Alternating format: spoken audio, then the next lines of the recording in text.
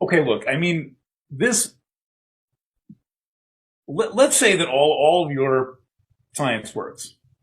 What perplexes me is why I deceive. Like, who gains? Okay, so let's look at every time I've covered fraud, someone gains from the fraud. Okay, that's their motive. Cover up murders. They make incredible amounts of money. So what did science defeat? What did they defeat in 1600, 1700? What did they really overtake?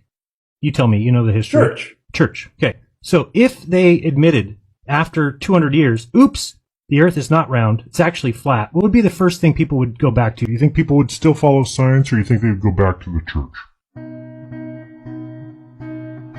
Science would be destroyed. Science would be, it would be the worst day they could ever possibly have, admitting that they were wrong about this. People would go back to the Bible and say, oh, look, It could be literally true now. The evidence is overwhelming that the Earth is in the center of the universe.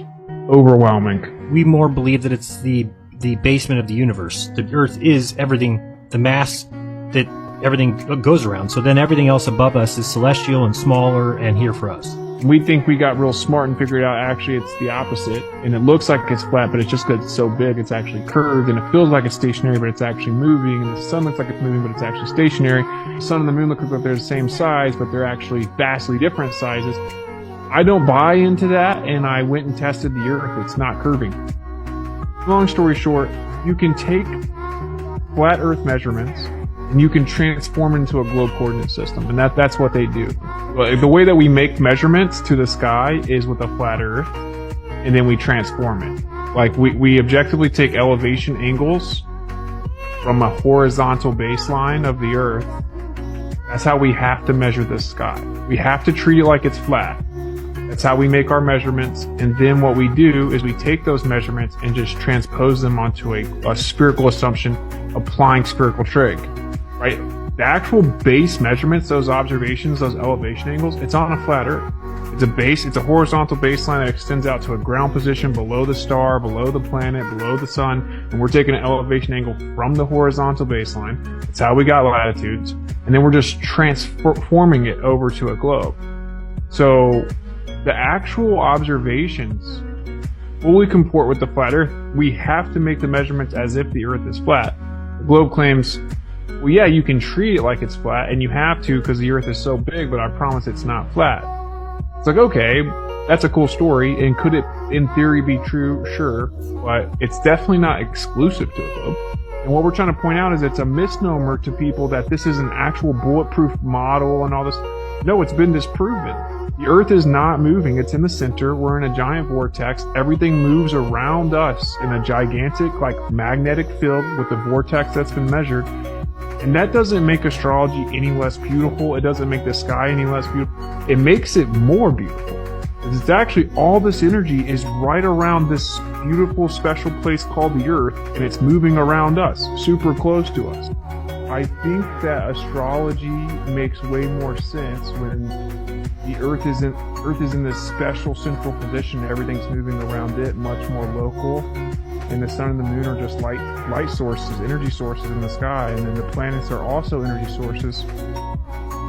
It makes more sense to me that these things can affect our life being so close to us, right? And it's just kind of crazy. If you actually step back and 99% of the population doesn't know a word of what I just said. They were told the solar system's a fact, and it's not a fact. The sun. We see in curved visual space, and we basically have little miniature domes of vision, and it's actually been proven with experiment, with robotics and stuff like that. We see in little domes. That's why when we make angle measurements to the sky, we get an azimuth grid, right? Provably, we get elevation angle measurements, and it makes a dome around us. That's what they took. They took how the sky is actually limited to how far we can see, and we made a globe with it. We claim the curve of our vision is the curve of the Earth, and that's why it works so well, because it's a real thing. So, all that to say, they hijacked our curved vision, and then they made the globe, and I think it's genius. I don't think people were malevolent. I think it took thousands of years to do it, and it kind of works. So most of the stuff is balloons. There's a couple things up there that appear to be like what they call satellites. And the equations and the physics that they use proves that the Earth is not moving. And then you would just transform the coordinate system over to a globe. No one that's making satellites are in on it. I know people personally that do it. None of them are lying. None of them, like, it's just the equation that they're told to use. They don't think about it. Yeah. So I think the best answer is this, okay? It is what was fought over through all of history.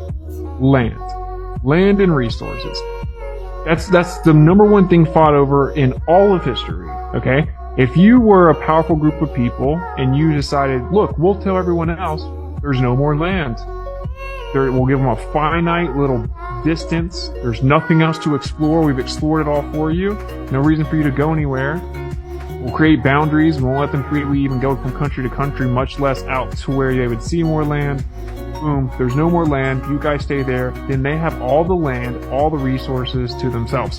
That right there is ample motive to lie. If you're a powerful group of people, you know there's more land and resources, but you make sure everyone else doesn't know that, you're way more powerful. In fact, you can have entire different civilizations with more advanced technology, cleaner systems. They would never know anything about it. It's another big part of the reason that they lied, by the way, is there's an ether.